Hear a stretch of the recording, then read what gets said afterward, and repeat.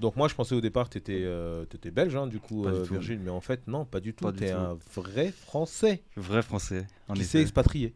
Qui s'est expatrié, ouais, c'est ça, pour les études. Ok. Donc ouais, je suis parti, j'ai fait 2 ans en France, j'ai tenté 2 fois kiné en France via des passerelles. Mhm. C'est pas passé loin les 2 fois, mais c'est pas passé. Je suis parti tirage au sort en Belgique, j'ai fait mes 4 ans de kiné en Belgique. Et puis j'ai commencé à travailler, donc là j'ai été diplômé il y a 2 ans.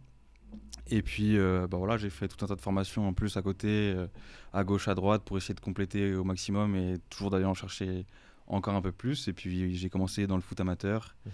les dimanches après-midi, et voilà. Et puis ça allait vite, et puis je passais en N2 après. Mhm. Et puis direct après, je passais au Standard de Liège. Et puis là, je suis avec l'équipe 2 du Standard de Liège. Ok. Et donc en championnat professionnel, en Challenger Pro League. Et voilà, c'est un plaisir de pouvoir raconter un peu l'histoire Ah, c'est top ça. de ça. C'est top. Oui, parce qu'on offre, il nous racontait qu'en Belgique, il n'y a pas cette obligatorité ou cette règle Mhm. que la deuxième équipe, il est en décalage par rapport à la première. C'est ça. Donc là, tu joues en deuxième ligue et l'équipe première joue la première ligue. C'est ça, il n'y a pas la différence comme en Ligue 1 et France, Ligue 2. où là, après des qualifications, des championnats, etc., auparavant, au final, les clubs ont la possibilité ou ont eu la possibilité d'intégrer la Challenger Pro League, donc qui est l'équivalent de la Ligue 2 en fait, en France. Et donc là, il se trouve que cette année, on est 4 clubs. Il y a Anderlecht, Bruges, Genk et nous, le Standard de Liège. Et par contre, ils ont l'obligation d'être dans les moins de 23 ans. Voilà, ça Ok. c'est la règle. C'est ça, avec, Moins de 23 ans. avec une exception par-ci par-là, mais c'est des moins de 23 ans La qui, majorité, ouais. qui affrontent en fait des équipes professionnelles, et ils sont tous professionnels. C'est le fonctionnement d'une équipe professionnelle. Ok. Juste qu'on est en moins de 23 ans et on est en Ligue 2 contre des gens qui ont l'expérience de la première division ou des championnats étrangers.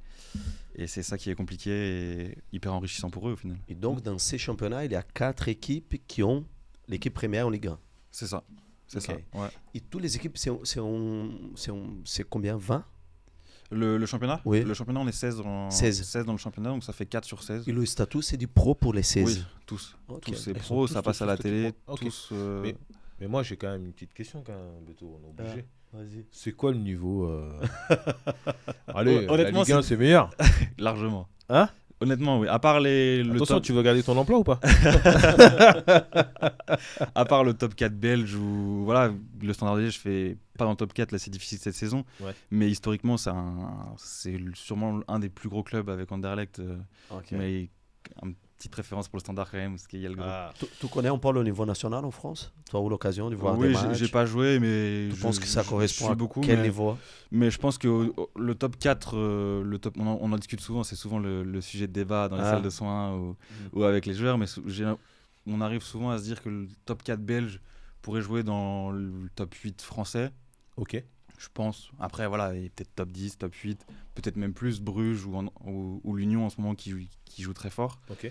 Mais sinon, après, je pense que le niveau là de la deuxième division, le top, je pense que ça correspond plus ou moins au niveau national, peut-être voir plus, peut-être voir moins. Ok. Le top du Ok. national, mais c'est vrai que le national, là, je suis un peu quand même cette saison. Ok. C'est très fort, t'as beaucoup de descentes. Ok. Et c'est dur de se faire un avis, en fait, parce que c'est complètement différent, surtout que nous, on joue avec des moins de 23 ans.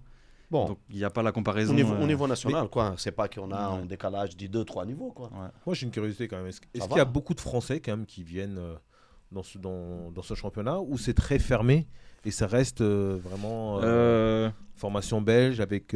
Sur les équipes des moins de 23 ans, il y a forcément des obligations. Je ne les connais pas et c'est pas du tout mon domaine. D'accord. Mais il y a forcément des obligations de nombre de joueurs formés au club, Ok. nombre de joueurs formés au pays. Mhm. Un peu comme je pense ici en France, peut-être moins parce Un que peu partout, il y a les règles avec il y a, les il y a étrangers, ces, il y a quoi. ces règles-là en Ouais. fait.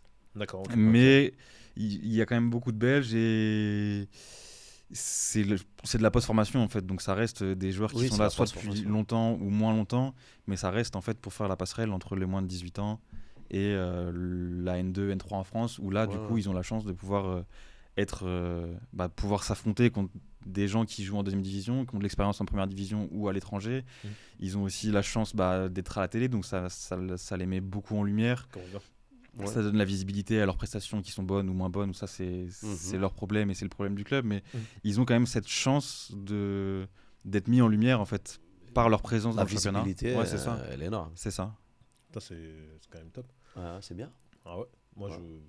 franchement pour les jeunes moins de 23 Ouais. ans et tout, en France on n'a pas cette On n'a pas cette manière-là, mais c'est vrai que nous, on en avait déjà Bon, parlé. les matchs à niveau national, je pense que. Je ne sais pas s'ils sont transmis, mais il y a toujours un résumé, quoi. Oui. Mais je ne sais pas s'ils sont transmis. Sur FFF TV, tu peux les voir, oui, mais peut-être, pas forcément tous. Des fois, je regarde un petit peu, mais pas forcément tous. Alors que là, tu peux quasiment tous les voir, les matchs, jusqu'à la 2e division. D'accord, ok. Ouais, franchement, je trouve ça chouette. Hein. Mais on revient vers toi. Tu viens de quelle région en France? Moi, j'ai grandi en région centre. Okay. Je suis originaire de Bretagne, donc je suis très attaché à cette région. Okay. Et puis voilà, au final, je suis parti en Belgique. Mais comment tu gères la langue du coup là-bas? Donc on parle le français et on parle le français en Wallonie. Ouais. Et on parle flamand en Flandre. Okay. Et du coup, c'est un peu la guéguerre flamand-wallon. Il y a toujours cette gestion entre les deux clubs. Et même des fois, quand tu as un œil extérieur, tu as l'impression d'être dans 2 pays différents. Fou, tu passes la frontière flamande, c'est autre chose. Tu sais que tu es en Flandre ou en Wallonie. Mais tu as des joueurs On a quelques flamands, ouais. On a quelques flamands. Et comment tu gères?